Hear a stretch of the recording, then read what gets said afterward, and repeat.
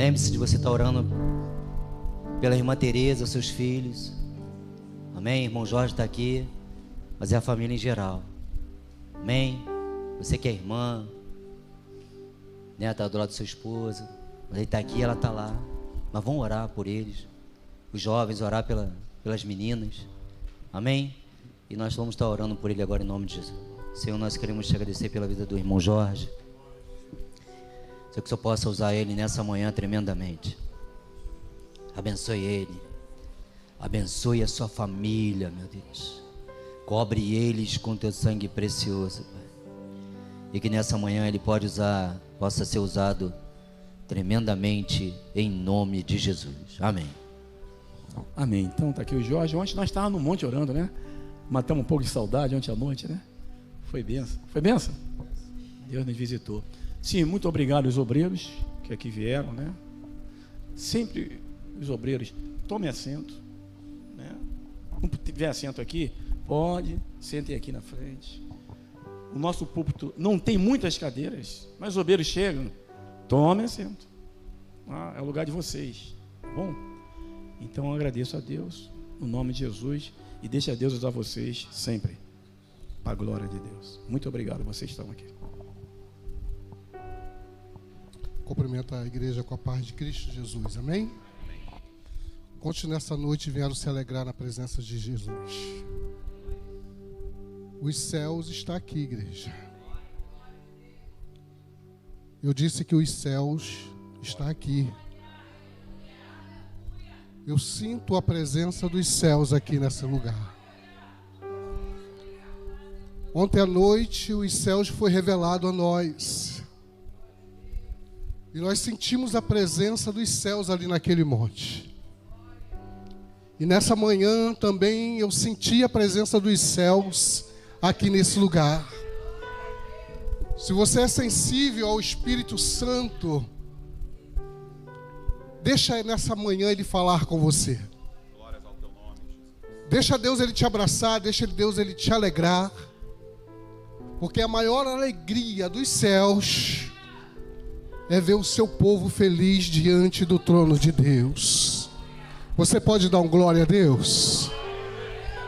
Você pode dizer à tristeza: sai que você não faz parte da minha vida.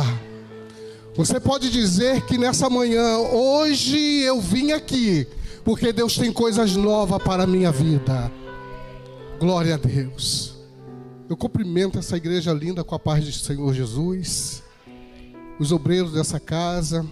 Quero trazer um forte abraço do nosso pastor Aerlo. Ontem eu liguei para ele e falei: pastor Aerlo, eu preciso da sua bênção. Ele: por quê, irmão Jorge? Porque eu tenho ministrado aqui nas igrejas e mesmo ausente eu lhe devo obediência. Ele falou assim: vai na tua força, que Deus te abençoe. Então eu estou aqui debaixo da bênção do nosso pastor local, o pastor Paulo Gabriel, e o nosso pastor Aerlo ali na cidade do Porto. E nessa manhã eu quero trazer uma palavra bem rápida, 20 minutos, porque eu creio que Deus fala em 10, 15, 20 minutos. Eu quero trazer uma palavra que venha trazer ânimo, que venha trazer esperança para a minha e para a sua vida. Eu quero trazer um abraço também das minhas adolescentes, para essas adolescentes abençoadas, da Ana Beatriz, da Gabriela. Ela está sempre falando com esses jovens.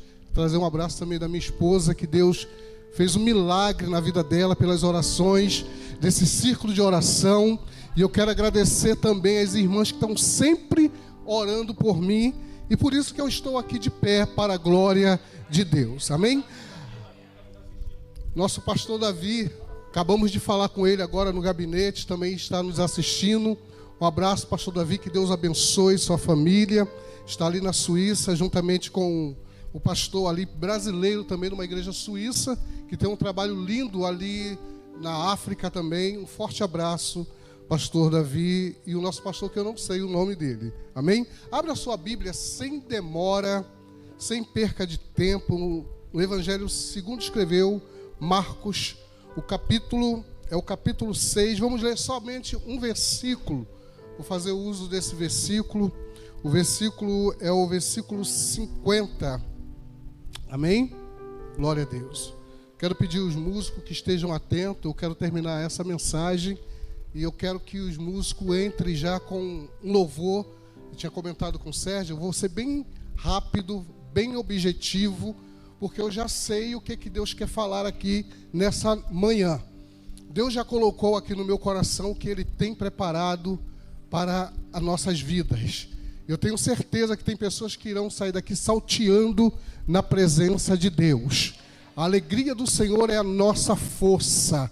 Por isso nós estamos alegres, glória a Deus. Diz o versículo do capítulo 6 de Marcos, versículo 50. Porque todos o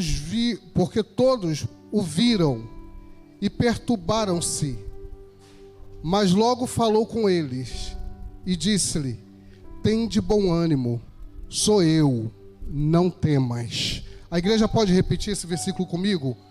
Porque todo...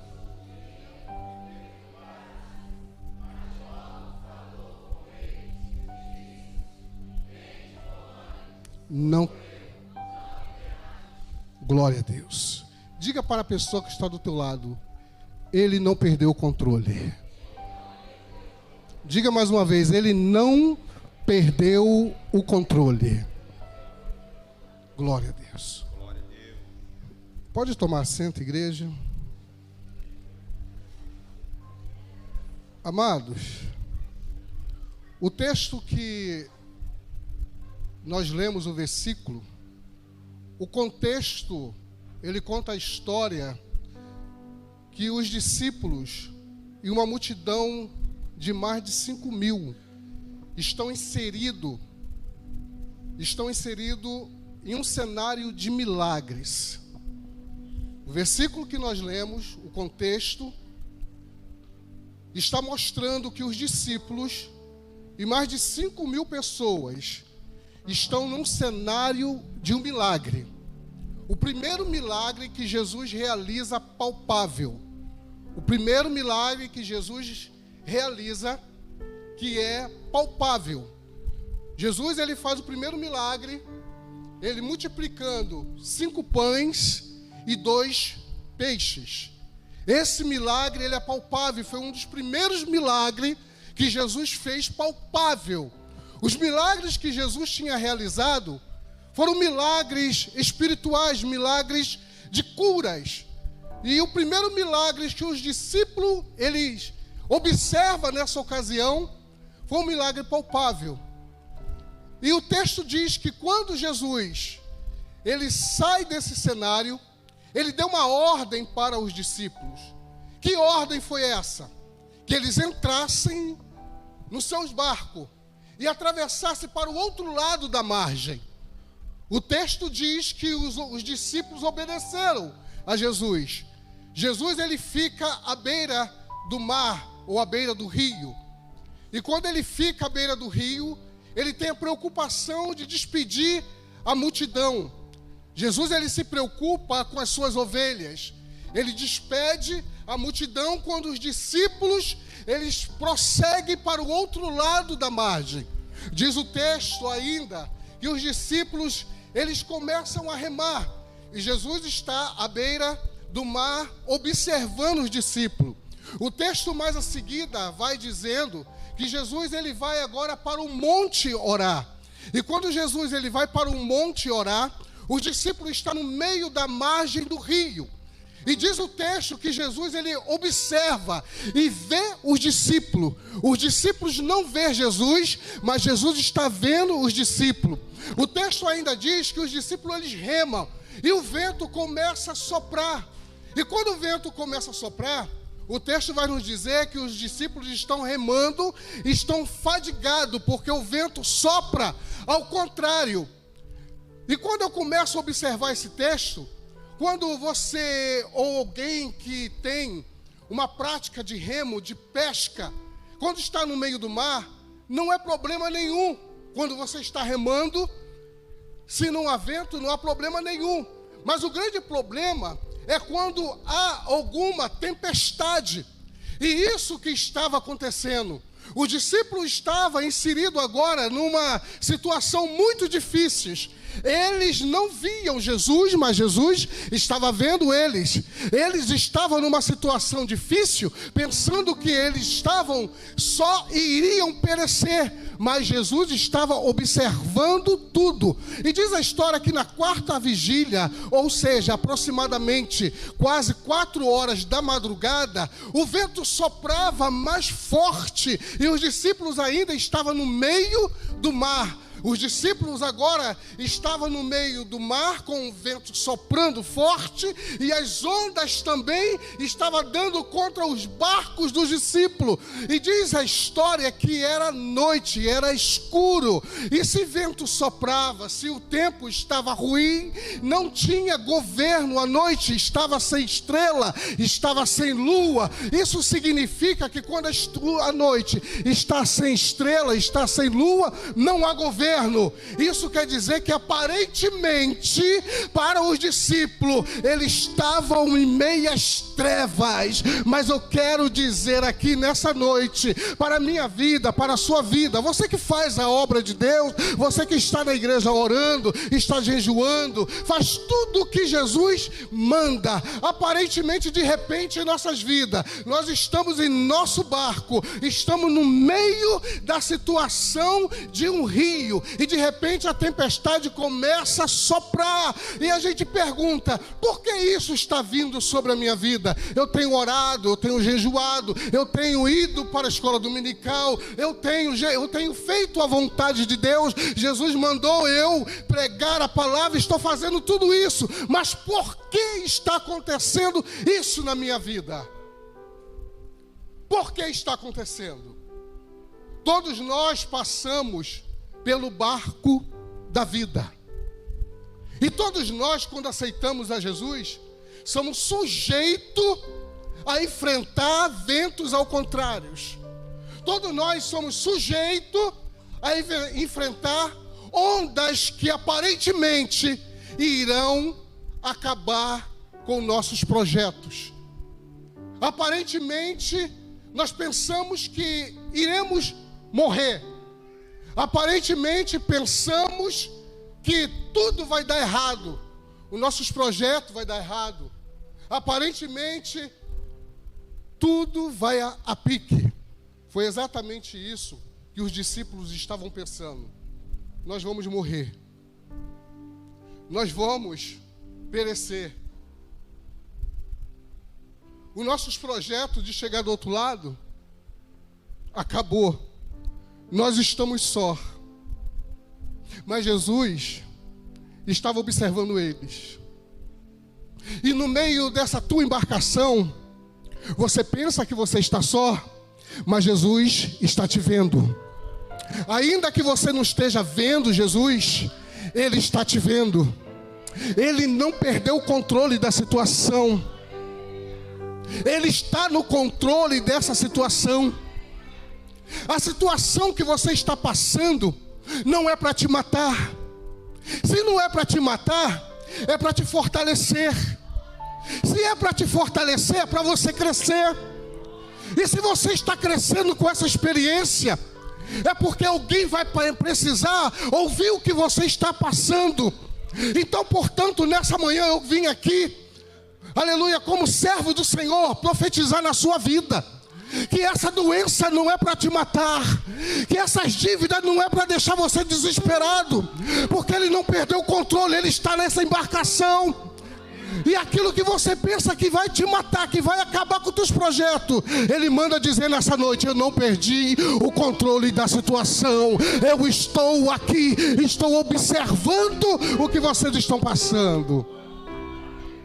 O texto ainda vem dizer que quando os discípulos estão desesperados, o medo dos discípulos, qual era o medo deles? As ondas, o vento. Essas era a grande dificuldade dos discípulos, as ondas e o vento. Mas quando Jesus ele disse para os discípulos: vai para o outro lado que eu vou me encontrar com vocês. Passa para o outro lado que eu vou me encontrar com vocês. Se Jesus falou que vai encontrar, porque Ele vai. Não adianta temer. Você não se preocupe, porque você não está só. Deus, Ele manda o seu Filho encontrar com você nessa tempestade. Essa tempestade, aleluias, você não está só, Ele vai encontrar com você. Oh, eu sinto os céus aqui. Eu sinto a glória dEle aqui nessa manhã. Oh, se você puder me ajudar a pregar, então me ajude. Abre os teus olhos, abra a tua visão e veja que essa tempestade vai fazer você, aleluia, triunfar sobre ela. A grande preocupação deles eram as ondas. Eu acho interessante que talvez o problema dos discípulos é que eles não conheciam Jesus. Eles andavam com Jesus, viam os milagres, mas não conheciam Jesus. Eles esperavam que Jesus ia de encontro com eles em outro barco. Isso é interessante. Eles pensavam que Jesus ia pegar um outro barco e ia de encontro com eles. Mas aquilo que eles tinham medo estava no controle de Jesus. Oh, glórias. Aquilo que eles tinham medo estava no controle de Jesus. O que eles tinham medo? As ondas, as águas se levantando, os ventos. E de repente, sem eles esperar, e de repente, sem você esperar que algo aconteça, nessa tempestade Ele se apresenta. Mas Ele não se apresenta da maneira que eu quero, da maneira que você pensa. Não, Ele se apresenta de forma sobrenatural para a glória do nome dEle. Ele se apresenta de maneira extraordinária que nós não podemos entender, mas Ele vai se apresentar. Jesus agora Ele vai de encontro aos discípulos, mas Ele não vai de barco. Ele vem exatamente colocando debaixo da sola dos seus pés o que ele tinha medo. O que eles tinham medo? Das águas, das ondas. E Jesus não vai de barco, Jesus vai pisando sobre as ondas, sobre as águas do mar. De repente o teu medo, Jesus está no controle e Ele vem por cima do problema que você tem medo. Por isso Ele diz: eu não perdi o controle, eu estou pisando, eu estou sobre os teus problemas, as tuas causas, porque eu não perdi o controle. Ele não perdeu. De repente, é um ditado, como eu já citei aqui: se não é para te matar, é para você crescer. E se é para você crescer, os ventos vêm, a tempestade tem que vir, porque isso nos dá experiência, porque isso nos faz crescer. Imagina Jesus no controle da tua vida. Alguém diz: ele vai morrer. Aí Jesus diz: não, ele vai viver. Alguém diz: não vai dar certo. Jesus já deu certo. Alguém diz: ele não vai conseguir. Jesus diz: eu estou com ele. Alguém pode dizer: isso já não é para esse tempo, mas Jesus diz: eu sou o tempo. Alguém pode dizer para você: ah, mas acabou. Jesus disse: agora eu começo uma nova história. Se você acreditar nessas palavras, que Jesus está no controle, Ele manda dizer nessa manhã que a minha presença é real aqui e eu estou sobre essa situação. Não perca a esperança. Não perca a esperança. Porque Ele é aquele que do pó levanta o pequeno, que se encurva nos céus para ver o que está nos céus e se encurva para ver o que está na terra. Do pó ele levanta o pequeno e do montoro ele ergue o necessitado. Mas necessitado de quê? Necessidade financeira? Não. Isso é consequência do Evangelho. Isso é consequência da nossa entrega. Isso é consequência da nossa busca. Mas ele se levanta. Ele levanta o pequeno para confundir o inferno aí fora. Ele levanta o pequeno para dizer que eu sou Deus na sua vida. Jesus é diferente. Jesus é tão diferente que no texto que nós lemos, ele se preocupa com cada um da multidão. Ele vai despedindo cada um, porque ele tinha cuidado. Antes de ele ir orar, ele despede cada um. Ele conhece cada um pelo seu nome. E ele sabe até mesmo o nome que você vai receber lá nos céus. O próprio nome de Jesus vai ser mudado. O próprio nome de Jesus será mudado.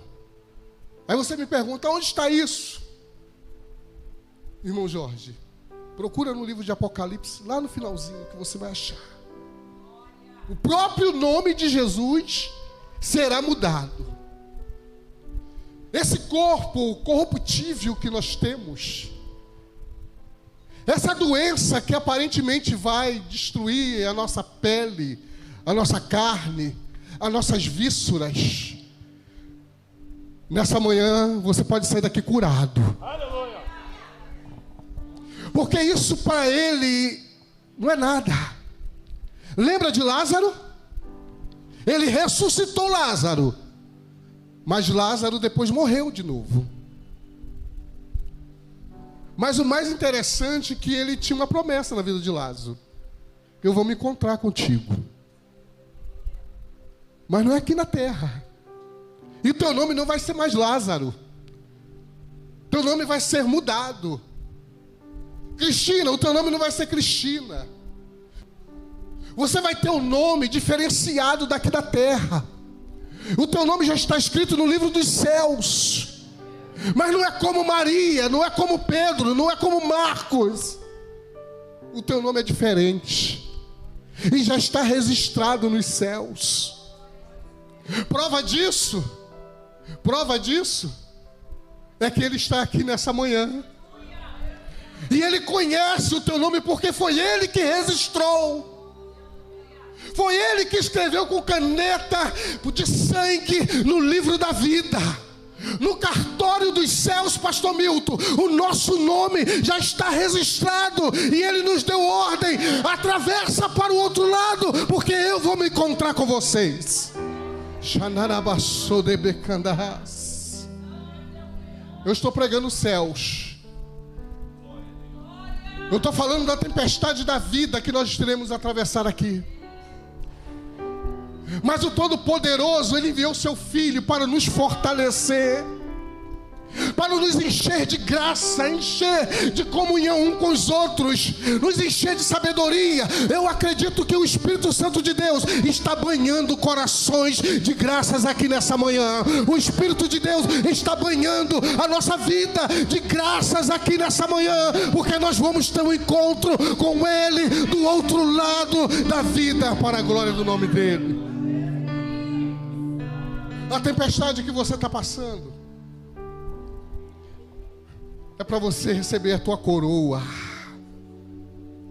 A tempestade que nós estamos atravessando nesses últimos dias é para nos fortalecer. Se outras doenças, outras enfermidades não te matou, essa também não vai te matar, porque Ele tem o controle na sua vida. E posso dizer uma coisa para todos que estão aqui, sem medo de errar. Eu conheço a voz do meu Deus. Eu conheço a voz do Espírito Santo. E eu quero dizer uma coisa aqui, sem medo de errar, todos que estão aqui. Nenhum de vocês irão ver velório até o final desse ano, porque Ele tem o controle da vida nas suas mãos. O que passou, passou. Mas o controle está na mão dele. O poder está nas mãos dele. Aleluias.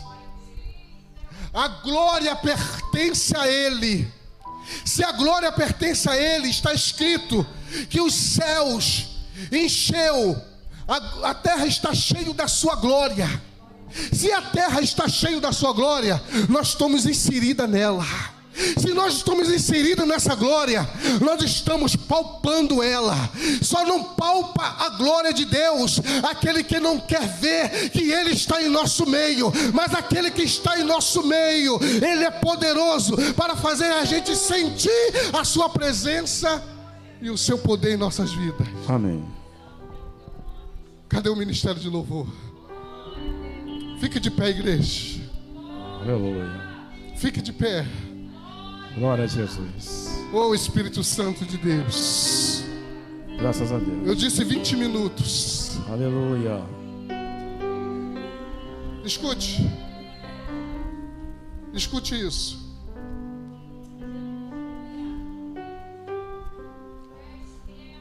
O pai, quando tem um filho pequeno, quando eu era criança, as bicicletas tinham rodinha. E a criança andava confortavelmente com a bicicleta com as rodinhas. E o pai, para que o filho tivesse mais segurança, ele pega a criança e começa a segurar. E a criança começa a andar. Ela pega a confiança. Ela pega a confiança no pai que está segurando. Ela pega segurança nela próprio. E ela começa a andar. Assim é Deus com as nossas vidas. E se nós cairmos, às vezes Deus deixa a gente cair. Ele não nos levanta. Ele trata das nossas feridas. Além de tratar das nossas feridas, Ele nos dá confiança. E Ele manda dizer aqui nessa manhã, se eu deixei você cair, é para que você venha confiar em mim. Porque eu estou aqui para te levantar. Eu estou aqui para te levantar. Eu estou aqui para cuidar das tuas feridas. Eu estou aqui para cuidar de você. Você não está só. Eu estou aqui. E quer saber mais? A partir de hoje você vai andar só. Porque eu estou te observando de longe. E se você cair de novo, eu estou pronto para te levantar. Você pode levantar a mão para os céus. Aleluia. E dizer: Senhor, eu sou pequeno, eu sou fraco, mas eu sou dependente de Ti. Glória a Jesus. Aperta para a mão da pessoa que está do teu lado e diga: glória a Deus. Oh, glória. Ele não perdeu o controle. Ele não perdeu o controle. Eu vou aproveitar aqui, ó. Vê uns jovens adolescentes louvando.